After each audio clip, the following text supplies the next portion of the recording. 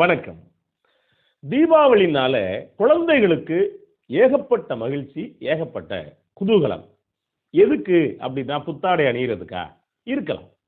சரி, இனிப்பு வகைகள் சாப்பிடுறதுக்கா? இருக்கலாம்.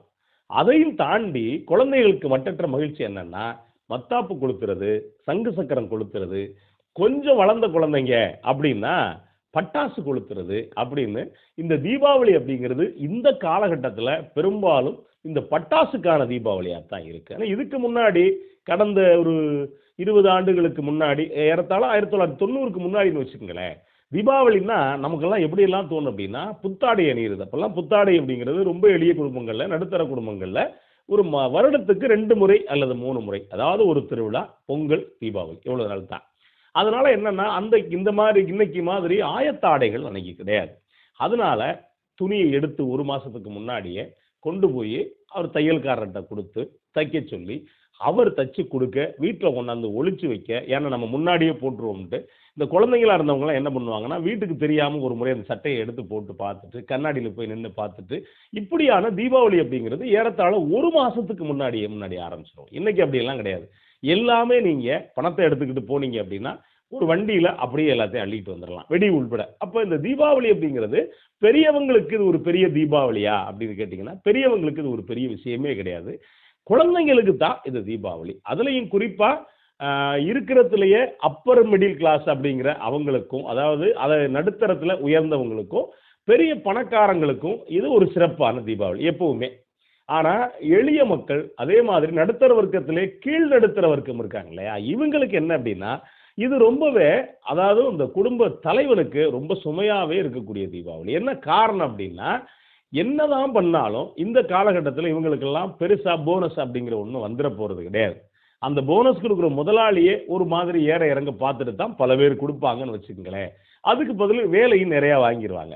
அப்ப என்ன அப்படின்னா, இந்த தீபாவளி ஒரு ரொம்ப சர்வசாதாரணமான குடும்பத்துக்கு ஒரு ரூ. 25,000 தேவைப்படும்.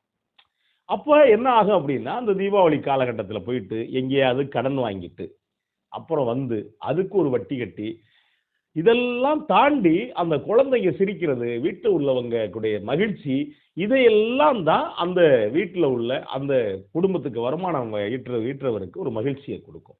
ஆனா அதையும் தாண்டி தீபாவளி அப்படிங்கிறது பல குடும்பங்கள்ல சண்டை இழுத்து விடக்கூடியதா இருக்கும். அது இன்னைக்கு இருக்கக்கூடிய காலகட்டத்தில பல பேர் என்ன பண்றாங்க அப்படின்னா, மனைவி ஏதாவது பணம் ரெடி பண்ணி பணத்த குடுத்துட்டா, ஒரு சில மதுப்பிரியர்கள் அப்படிதான் சொல்லணும். என்ன பண்ணுவாங்க அப்படின்னா, முக்கால்வாசிய செலவு பண்ணிட்டு, மறுபடியும் வந்து மனைவிட்ட நிக்க, மனைவி சண்ட போட, இப்படி பல குடும்பங்கள்ல தீபாவளி ஒரு பக்கம் இந்த மாதிரி போகுது அப்படின்னு வச்சுக்கங்களேன். சரிங்க. இந்த தீபாவளிய ஏன் கொண்டாடுறோம்? அப்படிங்கிற இந்த கேள்வி காலகாலமா இருக்கு. நம்ம பொது புத்தியில தீபாவளின்னா என்ன அப்படின்னு பொதுவா என்ன சொன்னா, நரகாசுரன் செத்தது தீபாவளி. நரகாசுரனை கிருஷ்ண பரமாத்மா வதம் பண்ணாரு, அதுதான் தீபாவளி அப்படின்னு நமக்கு காலங்காலமா சொல்லப்படுது. தீபாவளி இன்னைக்கு என்ன பண்ணுவோம் அப்படின்னா, பொதுவா நம்ம வீட்ல முன்னாடி இறந்தவங்களுக்கு, இது பெரியவங்களுக்கு தெரியும். இறந்தவங்களுக்கு ஒருவேளை நம்ம அந்த திதி கொடுக்க தவறிட்டோம் அப்படின்னாலோ, அல்லது அவங்க நினைவாக என்ன பண்ணுவாங்கன்னா, கண்டிப்பா ஏதாவது ஒரு வேட்டி, சட்டை, துண்டு, சேலை எடுத்து வச்சு தீபங்களை ஏற்றி, அன்னைக்கு அன்னைக்கு நம்ம என்ன பண்ணுவோம் அப்படின்னா, எண்ணெய் தேய்ச்சு, அரப்பு தேய்ச்சு குளிப்போம். பொதுவா எண்ணெய் தேய்ச்சு, அரப்பு தேய்ச்சு எப்ப குளிப்போம் அப்படின்னா, நம்ம வீட்ல யாராவது ஒருத்தர் முக்தி அடைஞ்சிட்டாலோ, அல்லது இறந்துட்டாலோ, அல்லது பரிநிர்வாணம் அடைஞ்சிட்டாலோ, நீங்க எந்த வார்த்தையை வேணாலும் வச்சுக்கங்க. என்ன பண்ணுவோம் அப்படின்னா, அவங்களுடைய அந்த இதுல இருந்து, துக்கத்துல இருந்து விடுபடுறதுக்காகத்தான் குளிப்போம். சரி, நரகாசுரன் யாரு அப்படின்னா ஒரு கணக்கு வச்சுக்கங்களேன். கணக்குப்படி நரகாசுரன் எதிரி, ஒரு வில்லன், இப்படி வச்சுக்கோங்க. இப்படி நரகாசுரன் அப்படிங்கிற வில்லனுக்கு நம்ம வீட்டுல ஏன் எண்ணெய் தேய்ச்சி குளிக்கணும்? இந்த கேள்வியை யாராவது கேட்டிருக்குமா? இப்போ நம்ம கதாநாயகனா இருந்தா நீங்க எண்ணெய் தேய்ச்சி குளிக்கலாம். ஒரு வில்லனை கிருஷ்ண பரமாத்மா கொண்டதுக்கு நம்ம ஏன் எண்ணெய் தேய்ச்சி குளிக்கணும்? அப்ப நரகாசுரன் அப்படின்னு சொல்லப்படக்கூடிய அந்த பிம்பம், நம்ம நரகாசுரனை பார்த்ததில்லை. அந்த பிம்பம் வில்லனா கதாநாயகனா? இந்த ஒரு கேள்வியை நம்ம எழுப்பி பார்ப்போமா? கண்டிப்பா. அப்ப நீங்க சொல்ற இந்த நரகாசுரன் அப்படிங்கிறவன் இந்த மக்களுக்கு ஏதாவது நல்லது செஞ்சிருக்கணும். குடும்பத்துல ஒருத்தர் இறந்தாலோ அல்லது பரிநிர்வாணம் அடைஞ்சாலோ மட்டும்தான் நம்ம என்ன செய்வோம் அப்படின்னா எண்ணெய் தேய்ச்சி குளிப்போம். இன்னும் சொல்ல போனா அந்த வீட்டில் உள்ளவங்க தான் மாமன் கூட எண்ணெய் தேய்ச்சி குளிக்க மாட்டாங்க. அப்படின்னா என்ன அர்த்தம் அப்படின்னா, முதல்ல இங்க கட்டமைக்கப்பட்ட நரகாசுரன் அப்படிங்கிறவன் யார் அப்படின்னா, அவன் நமக்கானவன் அப்படிங்கிறத நீங்க புரிஞ்சுக்கலாம். இதுல எதுவுமே வரலாற்று ரீதியா நிறுவப்படலை அப்படிங்கிறது யதார்த்தம் அப்படின்னு வச்சுக்கோங்களேன். இப்ப தீபாவளி அப்படின்னு நம்ம எப்படி கொண்டாடுறோம் அப்படின்னா, தீபம்னா விளக்கு, ஆவலி அப்படின்னா வரிசை. தீபங்களை வரிசையாக ஏற்றி வைத்து வழிபடுவது இதுதான் தீபாவளி அப்படின்னு சொல்றாங்க.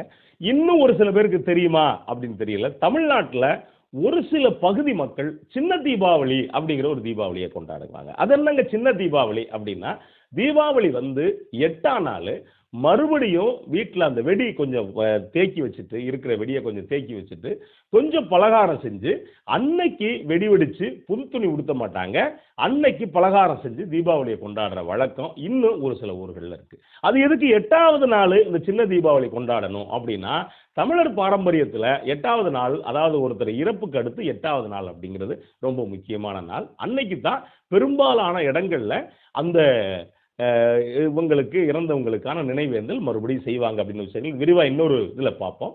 இப்ப இந்த தீபாவளி அப்படிங்கிறது எப்ப தமிழ்நாட்டுக்குள்ள வந்துச்சு? சரி, இதுக்கு முன்னாடி தீபாவளிக்கான வேற என்னென்ன காரணங்கள் சொல்றாங்க அப்படின்னா, ஒன்று கிருஷ்ண பரமாத்மா அசுரனை துவம்சம் செஞ்சது அல்லது வதம் செஞ்சது. இன்னொன்னு என்ன சொல்றாங்க அப்படின்னா, ராமாயணத்துல 14 ஆண்டுகள் ராமபிரான் வந்து காட்டுக்குள் கானகம்பியாகி அதுக்கு பிறகு ராவணனோட வதம் செஞ்சு தன்னுடைய மனைவியான சீதா பிராட்டிய மீட்டுக்கிட்டு வர்ற அந்த காலகட்டத்தில் மக்கள் வந்து ஆர்வம் பொங்க, மகிழ்ச்சி பொங்க அந்த நாளை தீபங்களை ஏற்றி வழிபட்டாங்க. அதனால தான் இதுதான் தீபாவளி அப்படின்னு சொல்லப்படுது. இதே தீபாவளி பண்டிகை இன்னொரு பக்கம் சீக்கிய மதத்திலையும் கொண்டாடப்படுது. இதே தீபாவளி பண்டிகை சமண மதத்திலையும் கொண்டாடப்படுது. சமண மதத்தில் தீபாவளி பண்டிகை கொண்டாடுறதுக்கான காரணம் என்ன அப்படின்னா, 2 வகையான விஷயங்கள் இருக்கு.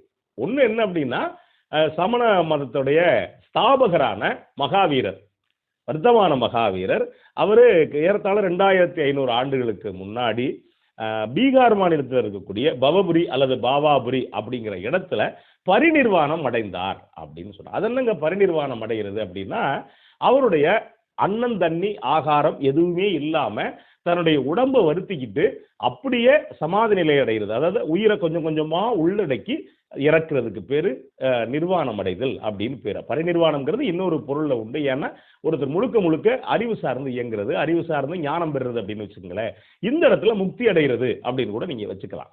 இப்ப அவரு இறந்தப்ப அவருடைய சீடர்கள், அவருடைய இறப்பு நாள சீடர்கள் என்ன பண்றாங்க அப்படின்னா, தீபங்களை ஏற்றி அவருடைய இறந்த நாள் நினைவு நாளை போற்றும் விதமாக மக்களுக்கு தெரிவிக்கணும் அப்படின்னு நம்முடைய மகாவீரர் சொன்னார் அப்படிங்கிற இன்னொரு கருத்தும் இருக்கு. இதே காலகட்டத்தில் இன்னொன்னு சொல்றாங்க, ஒரு மன்னருடைய அவையில பிரசங்கம் பண்றாரு மகாவீரர். அப்படி பிரசங்கம் பண்ணிக்கிட்டு இருக்கும் போதே அந்த இரவுல அர்த்தராத்திரியில இறந்தாரு. இறந்த பிறகு இறக்கிறதுக்கு முன்னாடி தன்னுடைய சீடர்கள்ட்ட சொல்லி, என்னுடைய நினைவு நாளை மக்களுக்கு எடுத்து சொல்லுங்கள். எதுக்காக அப்படின்னா ரொம்ப முக்கியமானது. நினைவு நாளை ஒரு பெரிய தலைவருடைய நினைவு நாளை மக்களுக்கு எடுத்து சொல்றதுன்னா, அவர் இறந்துட்டார் அப்படிங்கிறது இல்லைங்க. அவருடைய தத்துவங்கள் என்ன, அவருடைய போதனைகள் என்ன, அவருடைய வாழ்க்கை முறை என்ன, இந்த வாழ்க்கை முறையை மக்கள் எப்படி பின்பற்றணும் அப்படிங்கிறதுக்காகத்தான் தலைவருடைய நினைவு நாளை போற்றுறது. இப்போ அந்த வகையில அதுக்கு பிறகு என்ன சொல்றாங்க அப்படின்னா, தீபாவளி அப்படிங்கிறது அதுக்கு பிறகுதான் கொண்டாடப்பட்டுச்சு அப்படின்னு சமண மதத்துல ஒரு விஷயங்கள் சொல்றாங்க. சரி, இது எல்லாம் முழுமையான உண்மையா அப்படிங்கிற இன்னொரு கேள்வியும் இருக்கு. ஏன் அப்படின்னா, மனிதர்கள் ஆரம்ப காலகட்டத்திலிருந்து இதை கொண்டாடுறாங்க அப்படிங்கிற இந்தியாவில் அப்படிங்கிற இன்னொரு கருத்தும் இருக்கு. அதுக்கு என்ன காரணம் அப்படின்னா, இந்த ஒரு காரணங்கள் இருக்கு. நீங்க நம்ம தட்பவெப்ப நிலை காரணம் இருக்கு இல்லையா, நீங்க ஆடிக்கு பிறகு ஏறத்தாழ மார்கழி வரைக்கும் பார்த்தீங்கன்னா மழையும் பனியும் அதிகமா இருக்கக்கூடிய காலகட்டம். இந்த காலகட்டத்தில் ஒருவேளை இன்னொன்னும் இருக்கலாம், இது என்னுடைய கணிப்பு தான் வச்சுக்கங்களேன். இந்த காலகட்டத்தில் மழை அதிகமாக பெஞ்சது அப்படிங்கிறப்ப இன்னைக்கு மாதிரி ஃபயர் ஒர்க்ஸ் எல்லாம் கிடையாது, தீப்பெட்டி கண்டுபிடிக்கப்படாத காலம். ஒருவேளை மழை அதிகமாக பெஞ்சிச்சு அப்படின்னா உங்களால் தீயை உற்பத்தி செய்ய முடியாது. அதுக்காக நீங்க வீடுகளில் ஒரு குறிப்பிட்ட காலங்கள் வரைக்கும் நீங்க விளக்கை ஏற்றி வச்சிருங்க. அந்த விளக்கிலிருந்து நெருப்பை எடுத்து நீங்க சமையலுக்கு பயன்படுத்திக்கலாம் அப்படின்னு கூட அந்த காலகட்டத்தில் ஒருவேளை மக்கள் அதை தொடர்ச்சியா செய்ய ஆரம்பிச்சிருக்கலாம் அப்படின்னு வச்சுக்கங்களேன். ஆனா இதுல என்ன முக்கியமான விஷயம் அப்படின்னா, தமிழர்களுக்குள்ள தீபாவளி எப்ப அறிமுகமானுச்சு அப்படிங்கிறது ரொம்ப முக்கியமான கேள்வி. குறிப்பாவே 1970 காலகட்டம் வரைக்கும் தமிழ்நாட்டுல தீபாவளி அப்படிங்கிறது ரொம்ப பெருசா கொண்டாடப்படல. தமிழ்நாட்டுல அதிகமா கொண்டாடப்பட்டது பொங்கல் பண்டிகை தான். இன்னைக்கு பொங்கல் பண்டிகையுடைய அந்த காலம் அப்படிங்கிறது கொஞ்சம் கொஞ்சமா குறுகிக்கிட்டு வருது. காரணம் என்ன அப்படின்னா, விவசாயத்தில் இருக்கக்கூடிய அந்த மதிப்பு அப்படிங்கிறது கொஞ்சம் கொஞ்சமா குறைஞ்சிக்கிட்டு வரக்கூடிய காலகட்டத்துல, இந்த பொங்கல் அப்படிங்கிறது வெறும் சடங்கா மாறுது.